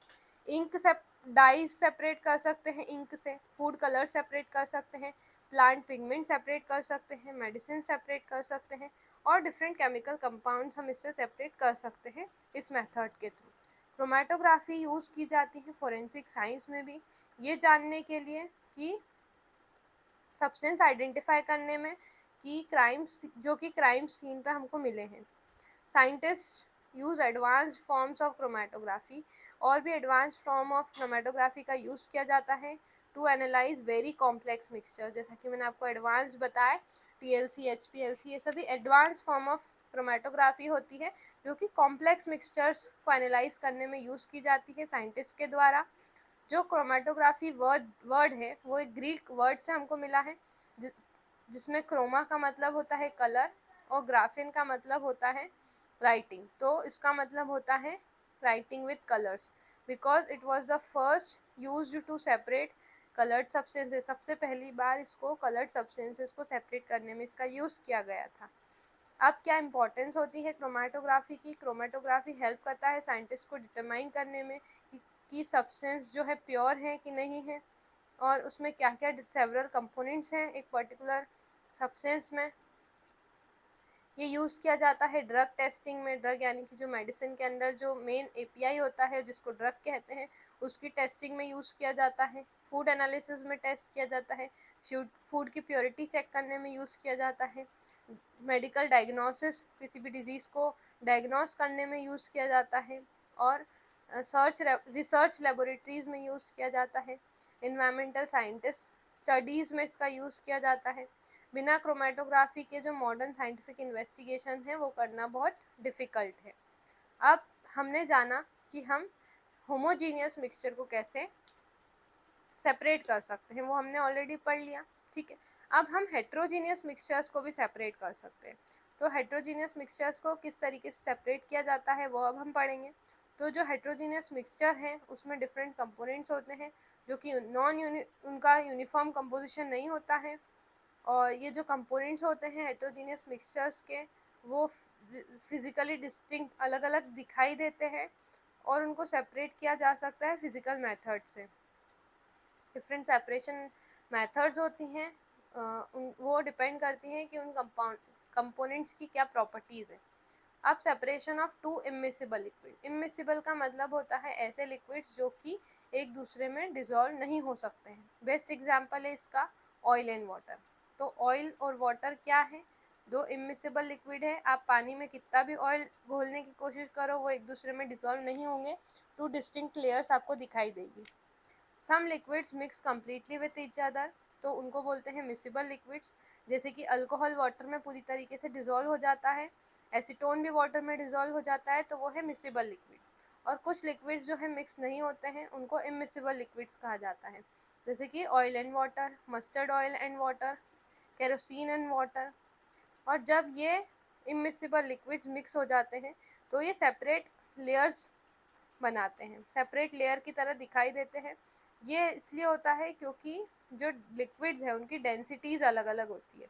डेंसर लिक्विड जो है बॉटम में सेटल हो जाता है, और जो लाइटर लिक्विड है वो ऊपर की तरफ ही रहता है, टॉप पे रहता है। अब एक सेपरेटिंग फनल होती है, सेपरेटिंग फनल यूज़ किया जा सेपरेटिंग फनल से हम दो इमिसिबल लिक्विड्स को सेपरेट कर सकते हैं। तो ये आप देख सकते हैं, ये जो आपको फनल दिखाई दे रही है ये है सेपरेटिंग फनल। तो इस सेपरेटिंग फनल में आप पूरा स्टैंड पे इसको अटैच किया जाता है। यहाँ पे आपको कोनिकल फ्लास्क रखना होता है, स्टॉप कॉक होती है, जिसमें कोनिकल फ्लास्क में सबसे पहले आप वाटर फिल करेंगे और मस्टर्ड ऑयल फिल करेंगे। तो वाटर नीचे रहेगा और यहाँ पे एक डिस्टिंक्ट लेयर आपको दिखाई देगी, यहाँ पे मस्टर्ड ऑयल आपको दिखाई देगा। अब आपको क्या करना है, स्टॉप कॉक को क्या करना है, ओपन कर देना है। पूरा जहाँ तक पानी है वो पूरा पानी नीचे आने देना है, और जैसे ही ऑयल वाली लेयर आने वाली हो इस स्टॉप कॉक को फिर से बंद कर देना है। फिर ये कॉनिकल फ्लास्क में आपको वाटर मिल जाएगा। फिर दूसरा कॉनिकल फ्लास्क लेना है, फिर से स्टॉप कॉक ओपन करनी है, ऑयल जितना भी था वो पूरा यहाँ पे कॉनिकल फ्लास्क में आ जाएगा।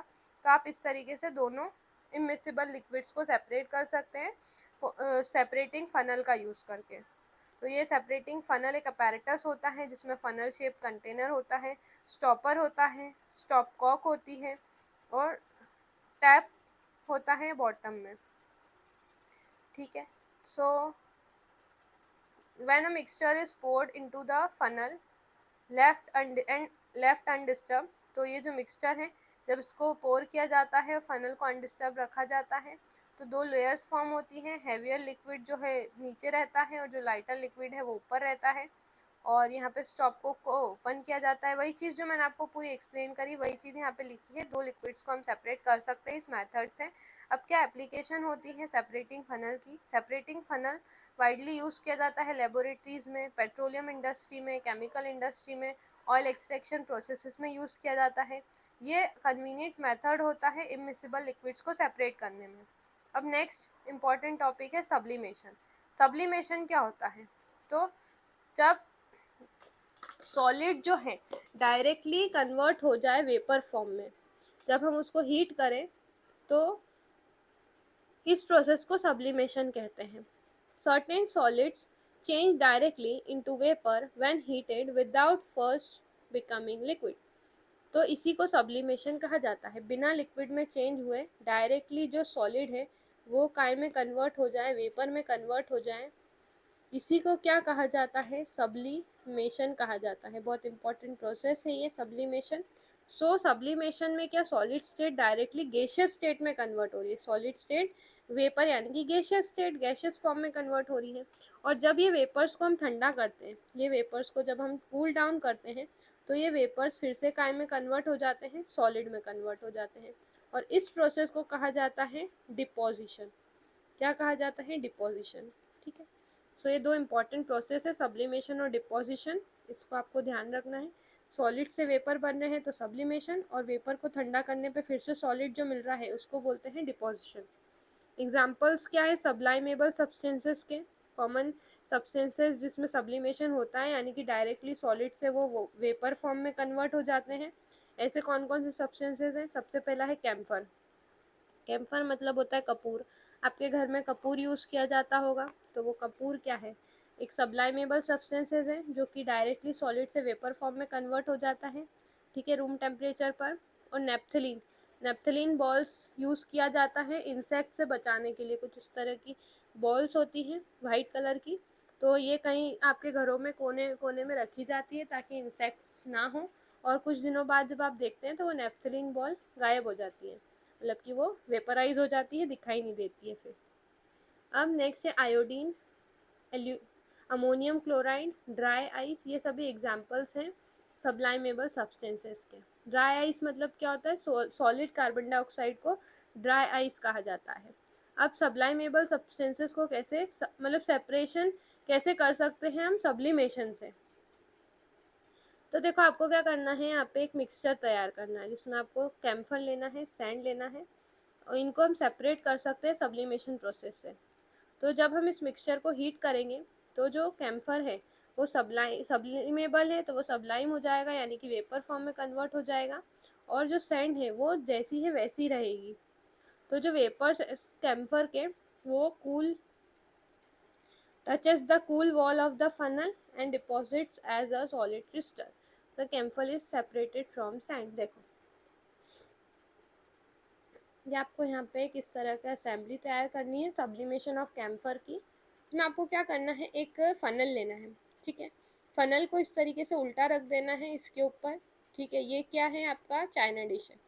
चाइना डिश में आपने क्या करा, कैम्फर और सैंड का मिक्सचर तैयार कर लिया। अब इसको फनल को ऐसा उल्टा रख दिया और यहाँ पे कॉटन प्लग लगा दी, वायर गॉज रखा, बंसन बर्नर रखा, ट्राईपॉड स्टैंड रखा, ठीक है, और बर्नर जलाया और यहाँ पे इसको हीट किया।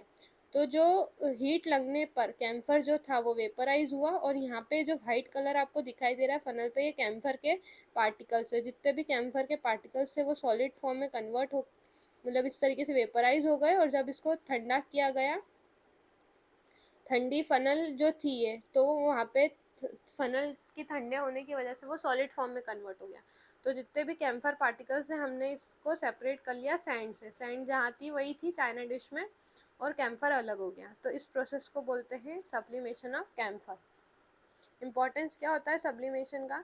सब्लिमेशन यूज़फुल होता है मिक्सचर्स को सेपरेट करने में, जिसमें से एक सब्लाइमेबल सब्सटेंस होना चाहिए जैसे कि कैम्फर, और दूसरा होना चाहिए नॉन सब्लाइमेबल सब्सटेंस जैसे कि सॉइल। ये सिंपल और इफेक्टिव लेबोरेटरी टेक्निक है। अब नेक्स्ट टॉपिक जो है वो है अलॉय। अलॉय क्या होता है? इस चैप्टर में अलॉय के बारे में बताया गया है। अलॉय होमोजीनियस मिक्सचर्स होते हैं जिसमें दो या दो से ज़्यादा एलिमेंट्स को मिक्स किया जाता है, जिसमें से एक जो है मेटल होना चाहिए।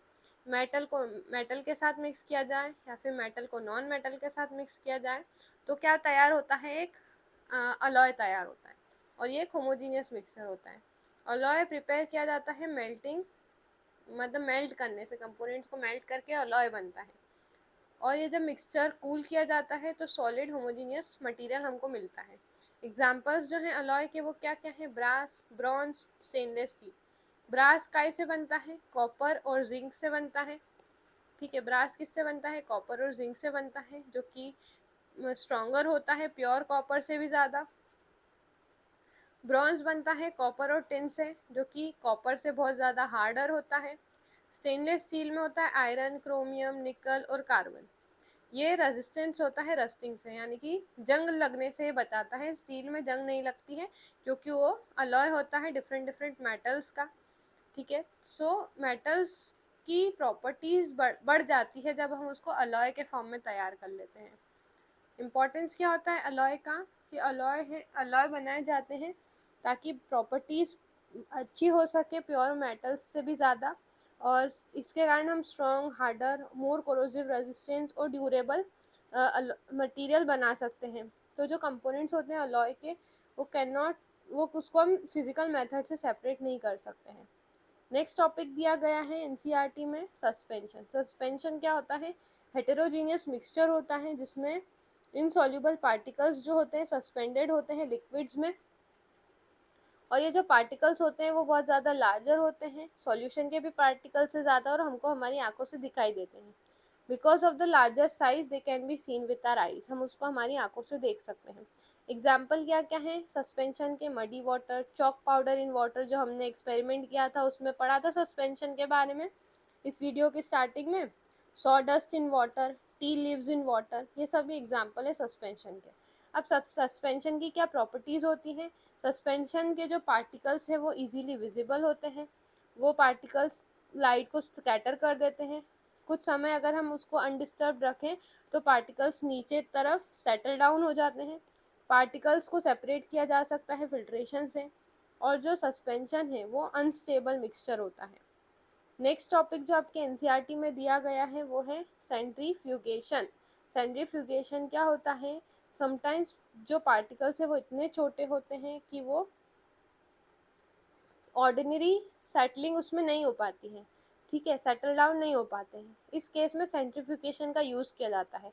सेंट्रीफ्यूगेशन एक ऐसी टेक्निक होती है जिसमें मिक्सचर्स को रोटेट किया जाता है हाई स्पीड से, और जो रैपिड स्पिनिंग होती है उस कारण से क्या प्रोड्यूस होता है? सेंट्रीफ्यूगल फोर्स प्रोड्यूस होता है। तो इसका एक एग्जांपल आपके एनसीईआरटी में दिया गया है। राइट हैंड साइड में आपको एक बॉक्स नज़र आएगा सेंट्रीफ्यूगेशन वाले टॉपिक में, जिसमें आपको एक स्पिनिंग गेम बताया गया है। आपने सुना होगा फुगड़ी, ठीक है। फुगड़ी किस किसने खेली है वो मुझे बताना। तो फुगड़ी में क्या होता है? दो लोग रहते हैं, दोनों अपने हाथ क्रॉस करके पकड़ते हैं एक दूसरे को, हाथों को, एक दूसरे के हाथों को, और ऐसे गोल गोल घूमते हैं। तो उसको बोलते हैं स्पिनिंग गेम, और कॉमनली बोला जाता है फुगड़ी। तो फुगड़ी में आपको, जब भी आपने फुगड़ी खेली होगी तो आपको इस तरीके से ऐसा फोर्स ऐसा लगा होगा कि बाहर की तरफ आपकी बॉडी जा रही है, ठीक है, मतलब कि जैसे कि ये पर्सन यहाँ पे दोनों फुगड़ी खेल रहे हैं, तो यहाँ पे बाहर की तरफ आपको एक फोर्स फील हुआ होगा, तो उसी को क्या कहते हैं, सेंट्रीफ्यूगल फोर्स कहते हैं। तो जो फोर्स है जो हैवियर पार्टिकल्स को आउटवर्ड बाहर की तरफ खींचता है, और जो हैवियर पार्टिकल्स है वो वहीं सेटल डाउन हो जाते हैं, और लाइटर पार्टिकल्स रिमेन अबव। ठीक है, जो लाइटर है वो ऊपर रह जाते हैं और जो हैवियर है वो नीचे रह जाते हैं जब हम सेंट्रीफ्यूगेशन प्रोसेस करते हैं लेबोरेटरीज में। नाउ अब क्या एप्लीकेशन होती है सेंट्रीफ्यूगेशन की, इसका यूज़ किया जाता है हॉस्पिटल्स में, ब्लड टेस्टिंग लेबोरेटरीज में, डेयरी इंडस्ट्रीज में और केमिकल इंडस्ट्रीज में। ये हेल्प करता है सब्सटेंसेस को सेपरेट करने में क्विकली और एफिशिएंटली। अब इससे हम ब्लड के कंपोनेंट्स को सेपरेट कर सकते हैं। ब्लड के कंपोनेंट्स क्या क्या होते हैं, ब्लड में होता है red blood cell, white blood cell, platelets, plasma. इसको हम सेंट्रीफ्यूगेशन मेथड से क्या कर लेते हैं, सेपरेट कर लेते हैं। जब ब्लड को सेंट्रीफ्यूज किया जाता है, इसका एक अपैरेटस होता है सेंट्रीफ्यूगेशन अपैरेटस, तो वो आपके एनसीईआरटी में भी जिसका डायग्राम दिया गया है। तो उसमें क्या होता है, जब हम उसकी जो ट्यूब्स है उसमें ब्लड डालते हैं और उसमें उसको कंटिन्यूसली रोटेट करवाया जाता है उसमें हाई स्पीड से, तो जो हैवियर ब्लड सेल्स हैं वो क्या हो जाते हैं, बॉटम ऑफ द ट्यूब में यहाँ पे सेटल हो जाते हैं। लाइटर जैसे कि प्लाज्मा ऊपर ऊपर रह जाता है। तो इस तरीके से हम मेडिकल डायग्नोसिस में इसका यूज़ किया जाता है और ट्रीटमेंट में भी यूज़ किया जाता है। एक पेपर फ्यूज़ भी बना सकते हैं। इस चैप्टर में डिस्क्राइब किया गया है कि एक इनएक्सपेंसिव सेंट्रीफ्यूज हम बना सकते हैं जिसको पेपर फ्यूज़ कहते हैं। Paper fuse is operated manually, बिना इलेक्ट्रिसिटी के हम इसको मैनुअली यूज़ कर सकते हैं। This can spin sample at a very high speed से हम सैंपल को स्पिन कर सकते हैं। इसका यूज़ किया जाता है डिजीज़ेस को डिटेक्ट करने में, जैसे कि मलेरिया और एनीमिया। इसका भी डायग्राम आपको एनसीईआरटी में मिल जाएगा, वहाँ आप देखना। Centrifuge is specially useful to in remote areas, जहाँ पे इलेक्ट्रिसिटी अवेलेबल नहीं होती है, वहाँ रिमोट विलेजेस में वहाँ पे पेपर फ्यूज का यूज़ किया जाता है। ये एक एक्सेलेंट एग्जाम्पल होता है साइंस जो कि हेल्प करती है सोसाइटी को। अब नेक्स्ट टॉपिक जो है वो है कोएगुलेशन। कोएगुलेशन क्या होता है, जब सस्पेंडेड पार्टिकल्स इतने छोटे हों कि वो आसानी से सेटल ना हो पाए। इस सिचुएशन में क्या करते हैं, कोएगुलेशन का यूज़ किया जाता है। कोएगुलेशन एक ऐसी प्रोसेस होती है जिसमें टाइनी पार्टिकल्स कंबाइन होते हैं और लार्जर क्लम्प्स बनाते हैं। ये जो लार्जर क्लम्प्स जो बने वो आसानी से नीचे बैठ जाते हैं। ठीक है, मतलब कि क्लॉक बन जाता है और वो जो हेवियर पार्टिकल्स है वो आसानी से नीचे हमको इस तरीके से सेटल डाउन नज़र आते हैं। तो जो एलम है उसका यूज़ किया जाता है एज अ कोगुलेंट। ये एक्टिविटी बहुत सारे घरों में आज भी होती है। एलम मतलब होता है फिटकरी। ठीक है, तो फिटकरी एक तरह का बहुत अच्छा कोएगुलेंट है, जो जैसे जो गंदा पानी होता है, मडी वाटर जो होता है, उसमें अगर हम फिटकरी मिला दें, एलम को इस तरीके से मतलब उसमें एलम डाल दें, एलम पाउडर डाल दें, तो उसमें जितने भी सस्पेंडेड पार्टिकल्स, सस्पेंडेड मतलब पूरे सॉल्यूशन में जो फैले हुए रहते हैं, वो पार्टिकल्स जो है वो लार्जर क्लम्प्स बना लेंगे। देखो हम यहाँ पे देख सकते हैं इकट्ठे हो रहे हैं पार्टिकल्स एक जगह पे, तो ये लार्जर क्लम्प्स बन जाते हैं। फिर ये जो क्लम्प्स जो है भारी होते हैं, तो वो आसानी से इस तरीके से नीचे सेटल डाउन हो जाते हैं और ऊपर ऊपर क्या मिलता है हमको, क्लीन वाटर मिलता है, और फिर उसको हम आसानी से सेपरेट कर सकते हैं। तो इसी को बोलते हैं process of coagulation. Everyday example क्या है इसका कोएगुलेशन का, पनीर जो बनता है घर में वो भी कोएगुलेशन प्रोसेस से बनता है। तो अगर घर में पनीर अगर बनाया होगा आपकी मदर ने, तो उसमें मिल्क डाला जाता है एक कंटेनर में, मिल्क को हल्का सा गर्म किया जाता है, फिर उसमें एक कोएगुलेटिंग एजेंट डालते हैं, लेमन जूस या फिर विनेगर, कुछ ड्रॉप्स उसमें विनेगर या लेमन जूस का डाला जाता है उस मिल्क में, तो वो एज ए कोएगुलेंट एक्ट करता है और ऐसे क्लम्प्स बना लेता है। जितना भी प्रोटीन होता है वो इकट्ठा हो जाता है, उसका मिल्क प्रोटीन कोएगुलेट हो जाता है और हमको क्या मिलता है, सॉलिड पनीर मिलता है। फिर इसको हम फिल्टर कर लेते हैं, मतलब एक कपड़े से छान लेते हैं और जितना भी पानी है उसका पूरा इस पनीर से अलग कर लेते हैं, तो सॉलिड पनीर मिल जाता है हमको। तो ये भी एक प्रोसेस है जिसको हम कोएगुलेशन बोलते हैं, जो कि हमारे घरों में होता है। जो रिमेनिंग लिक्विड है इसको क्या कहा जाता है, वे कहा जाता है। ठीक है, अब इम्पोर्टेंस क्या होता है कोएगुलेशन का, कोएगुलेशन वाटर प्यूरिफिकेशन प्लांट्स में यूज़ किया जाता है, सीवेज ट्रीटमेंट में यूज़ किया जाता है, फूड प्रोसेसिंग इंडस्ट्रीज़ में यूज़ किया जाता है। ये हेल्प करता है फाइन सस्पेंडेड इम्प्योरिटीज़ को रिमूव करने में। नेक्स्ट टॉपिक क्या है, कोलॉइड्स। कोलॉइड्स ऐसे मिक्सचर्स होते हैं जिनके पास ऐसी प्रॉपर्टीज़ होती हैं, मतलब जिनकी प्रॉपर्टीज़ जो होती है ना वो ना तो सॉल्यूशन जैसी होती है ना ही सस्पेंशन जैसी होती है। तो जो पार्टिकल्स होते हैं कोलॉइड्स के वो बहुत ज़्यादा होते हैं, सॉल्यूशन से भी ज़्यादा, मतलब कि इसके जो कोलॉइड्स के पार्टिकल्स होते हैं वो सॉल्यूशन के पार्टिकल से तो बड़े होते हैं पर सस्पेंशन के पार्टिकल से छोटे होते हैं। यानी कि सबसे ज़्यादा लार्ज पार्टिकल्स किसके होते हैं, सस्पेंशन के होते हैं, उससे छोटे पार्टिकल्स कोलॉइड्स के होते हैं और सबसे छोटे पार्टिकल सॉल्यूशंस के होते हैं। ठीक है, तो ये आपको ध्यान रखना है। ठीक है, पार्टिकल साइज की यहाँ पे बात हो रही है, या आप आपकी बुक में भी लिख लेना ताकि आपको ध्यान रहेगा। अब जो because of their size colloidal particles remain disperse and do not settle, उसके साइज बड़ा होता है इस कारण से जो कोलॉइडल पार्टिकल्स है वो डिस्पर्स रहते हैं, पूरे सॉल्यूशन में फैले हुए रहते हैं, सेटल नहीं होते हैं।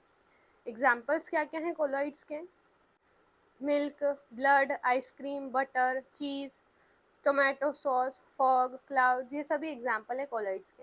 यहाँ आप डायग्राम देख सकते हैं, ये सॉल्यूशन है जिसमें आपको पूरा होमोजीनियस मिक्सचर दिखाई दे रहा है। सेकेंड है सस्पेंशन जिसमें आपको पार्टिकल सस्पेंडेड नज़र आ रहे हैं, इसका एग्जाम्पल है, यहाँ पे हमने एग्जाम्पल एनसीईआरटी में जो देखा वो था वाटर एंड सैंड वाला। और तीसरा है colloid, water and milk solution. ठीक है, मिल्क और वाटर का सॉल्यूशन क्या होता है, कोलॉइड होता है। प्रॉपर्टीज़ क्या क्या होती है कोलॉइड्स की, जो पार्टिकल्स हमको दिखाई नहीं देते हमारी आंखों से। क्या आप इसके पार्टिकल्स देख सकते हैं इस सॉल्यूशन के, नहीं। पार्टिकल्स क्या यूनिफॉर्मली डिस्ट्रीब्यूटेड है, हाँ यूनिफॉर्मली डिस्ट्रीब्यूशन होता है पार्टिकल्स का। क्या पार्टिकल आपको यहाँ पे सेटल डाउन नज़र आ रहे हैं, नहीं। Particles can not be separated by ordinary filtration, particles को क्या हम ऑर्डिनरी फिल्ट्रेशन से सेपरेट कर सकते हैं, नहीं। पार्टिकल्स स्कैटर करते हैं लाइट को, यस। जब हमने लेज़र लाइट वाला एक्सपेरिमेंट किया था तो यहाँ पे हमको पाथ ऑफ लाइट विजिबल था और वो स्कैटर कर रहा था लाइट को। अब ब्लड भी क्या है, एक तरह का कोलॉइड है, कोलॉइडल मिक्सचर है, क्योंकि ब्लड सेल्स जो है यूनिफॉर्मली डिस्पर्स होते हैं प्लाज्मा में। ठीक है, और वो सेटल नहीं होते हैं।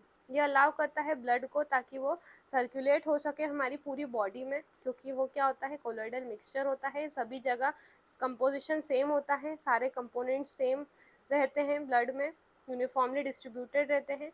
तो ब्लड भी क्या है, ब्लड बिहेव लाइक अ सस्पेंशन, ब्लड सस्पेंशन की तरह एक्ट करता है, और जो ब्लड सेल्स हैं would settle continuously and making circulation possible. इस कारण से जो सर्कुलेशन है, ब्लड सर्कुलेशन वो हो पाता है। Blood donation and society, donated blood can save many lives, तो ब्लड डोनेशन से हम किसी की भी लाइफ बचा सकते हैं। अगर किसी इंसान को बहुत ज़्यादा ब्लड की ज़रूरत है, अगर उसको ब्लड नहीं मिला तो वो ज़िंदा नहीं रह पाएगा। तो अगर हमारी बॉडी केपेबल है ब्लड डोनेशन के लिए तो हमको ब्लड डोनेट ज़रूर करना चाहिए। ठीक है, जिससे किसी की लाइफ बच सकती है। After collection blood is separated into, तो कलेक्शन जब किया जाता है ब्लड का तो उससे हम plasma, RBC, WBC, platelet separate कर सकते हैं। डिफरेंट पेशेंट्स जो हैं वो रिक्वायर डिफरेंट कंपोनेंट्स, जो डिफरेंट पेशेंट हैं उनको डिफरेंट कंपोनेंट्स की ज़रूरत पड़ सकती है। One blood donation can help several people, एक ब्लड डोनेशन से बहुत सारे लोगों की हेल्प हो सकती है। टिंडल इफेक्ट दे रखा है। टिंडल इफेक्ट हमने ऑलरेडी पढ़ा कि जो स्कैटरिंग ऑफ लाइट होती है कोलिडर और सस्पेंडेड पार्टिकल्स है, उसी को टिंडल इफेक्ट कहते हैं। ये फिनोमिनन जो है उसमें क्या होता है, जो लार्जर पार्टिकल्स हैं वो लाइट को क्या कर देते हैं, डिफरेंट डायरेक्शन में फैला देते हैं, स्कैटर कर देते हैं। बेस्ट एग्जांपल जो है daily life example Tyndall effect का वो ये है कि अगर आप एक डार्क रूम में जाएं, मतलब बिल्कुल अंधेरे वाले रूम में जाएं जहाँ पे कुछ वेंटिलेशन हो या फिर जहाँ से एक होल हो जहाँ से सनलाइट आ रही हो, वहाँ पे जब आप देखेंगे तो आपको एक पाथ ऑफ लाइट विजिबल होगी जिसमें आपको डस्ट पार्टिकल्स दिखाई देंगे जो कि लाइट को स्कैटर कर रहे होंगे। तो ये एग्जांपल है टिंडल इफेक्ट का। तो जो बीम फ्रॉम व्हीकल हेडलाइट, जो व्हीकल्स की हेडलाइट होती है जिससे जो लाइट आती है, ठीक है, जो कि विजिबल होती है फॉग में, क्योंकि वहाँ पे जो वाटर ड्रॉपलेट्स हैं वो स्कैटर कर देते हैं लाइट को। फ्लड लाइट्स जो स्टेडियम में होती हैं वो भी मतलब विजिबल बीम हमको नज़र आती हैं, क्योंकि वहाँ पे जो एयर है वो लाइट को क्या कर देता है, स्कैटर कर रहा है, एयर के पार्टिकल्स लाइट को स्कैटर कर रहे हैं। और जो पाथ है लेज़र लाइट का वो भी हमको दिखाई देता है जब हम मिल्क के थ्रू उसको पास कर रहे हैं। तो ये भी एक एग्जांपल है टिंडल इफेक्ट का। इम्पोर्टेंस क्या होता है टिंडल इफेक्ट का? टिंडल इफेक्ट हमको डिस्टिंग्विश करने में मदद करता है कि वो कोलॉइड है या सॉल्यूशन। इसको हम ऑलरेडी पढ़ चुके हैं। सॉल्यूशन जो है टिंडल इफेक्ट शो नहीं करते हैं क्योंकि उसके पार्टिकल्स बहुत छोटे होते हैं। कोलॉइड और सस्पेंशन टिंडल इफेक्ट को शो करते हैं क्योंकि उसके पार्टिकल्स बड़े होते हैं। अब इमल्शन क्या होता है? इमल्शन एक स्पेशल टाइप का कोलॉइड होता है जिसमें डिस्पर्स्ड फेज भी होता है, डिस्पर्शन मीडियम भी होता है, और ये दोनों ही लिक्विड्स होते हैं। दो लिक्विड्स मिलकर के क्या बनाते हैं? सस्पेंशन, सॉरी, इमल्शन बनाते हैं। दो टाइप के इमल्शंस होते हैं, एक होता है ऑयल इन वाटर इमल्शन, एक होता है water in oil emulsion. Oil in water में क्या होता है? ऑयल ड्रॉपलेट्स जो है वाटर में डिस्पर्स किए जाते हैं और एक इमल्शन तैयार किया जाता है। एग्जाम्पल है इसका milk, vanishing cream. Water in oil में वाटर ड्रॉपलेट्स को ऑयल में डिसॉल्व किया जाता है, डिस्पर्स किया जाता है। एग्जाम्पल है butter, cold cream, body lotions. अब ये इमिसिबल लिक्विड्स को जो डिसॉल्व कर दें वो करते हैं emulsifying agent. Emulsifying agent substances को स्टेबलाइज करते हैं और ये क्या करते हैं? दो सब्सटेंसेस को मिक्स करने में मदद करते हैं यूनिफॉर्मली। ठीक है, एग्जाम्पल्स क्या हैं? जो प्रोटीन प्रेजेंट होता है, including protein present in milk. ठीक है, बिना इमल्सिफाइंग एजेंट के दो लिक्विड जो है सेपरेटेड ही नज़र आएंगे लेयर्स में। जैसे कि oil in water, oil in water को मिलाना है तो उसमें अगर हम एक इमल्सिफाइंग एजेंट डालें तो वो यूनिफॉर्मली मिक्स हो जाएंगे ऑयल वाटर में। ठीक है, अब environmental importance of separation technique. क्या सेपरेशन टेक्निक्स इसेंशियल होती हैं इन्वायरमेंट को प्रोटेक्ट करने के लिए? तो वाटर प्यूरिफिकेशन में क्या क्या होता है? सेडिमेंटेशन होता है, कोएगुलेशन होता है, फिल्ट्रेशन होता है। Sewage treatment plants separation techniques का यूज़ करते हैं इम्प्योरिटीज़ को रिमूव करने के लिए वेस्ट वाटर से। क्लीन वाटर को रीयूज़ किया जा सकता है इरिगेशन और दूसरे पर्पसेस के लिए। वेस्ट सेग्रीगेशन जो हो मतलब हाउसेस में होता है वो उसमें सेपरेशन टेक्निक यूज़ होती है। ड्राई वेस्ट जैसे कि प्लास्टिक, ग्लास, मेटल्स, उनको रिसाइकल किया जा सकता है। वेट वेस्ट जैसे कि वेजिटेबल पील, इनको कंपोस्ट किया जा सकता है। साइंटिस्ट जो हैं डिफरेंट मेथड्स डेवलप कर रहे हैं ताकि हम यूज़फुल मटेरियल जैसे कि लिथियम जो कि ओल्ड बैटरीज में प्रेजेंट होती हैं, जो हमारी मोबाइल बैटरीज, लैपटॉप बैटरीज से जो लिथियम मिलता है उसको कैसे रिकवर किया जा सकता है उसके बारे में साइंटिस्ट मतलब स्टडी कर रहे हैं। तो ये सारी टेक्निक्स हेल्प करती हैं ताकि हम हमारे रिसोर्सेज को कंजर्व कर सकें और पॉल्यूशन रिड्यूस कर सकते हैं और सस्टेनेबल तरीके से रिसोर्सेज का यूज़ कर सकें। तो यहाँ पे हमारा पूरा चैप्टर कंप्लीट हुआ। आई होप आज की इस वीडियो से आपको कुछ वैल्यू मिली होगी। अगर आपको ये चैप्टर अच्छा लगा तो प्लीज़ इस वीडियो को लाइक ज़रूर करना। चैनल को अभी तक सब्सक्राइब नहीं किया है तो जल्दी से चैनल को सब्सक्राइब कर लीजिए ऐसी ही वीडियोस के लिए। अगर आपको नोट्स चाहिए तो नोट्स के लिए आप टेलीग्राम चैनल ज्वाइन कर लेना। टेलीग्राम चैनल ज्वाइन करने से पहले सब्सक्राइब करना ज़रूरी है। और NCERT line by line video ज़रूर देखना। मेरे चैनल पे आपको एनसीईआरटी सॉल्यूशंस भी मिल जाएंगे, पूरी प्लेलिस्ट आपको दी हुई है सारे चैप्टर्स की। साइंस मैथ्स के सारा कंटेंट आपको इस चैनल पे मिलेगा, तो प्लीज़ चैनल को सब्सक्राइब करना। Thank you.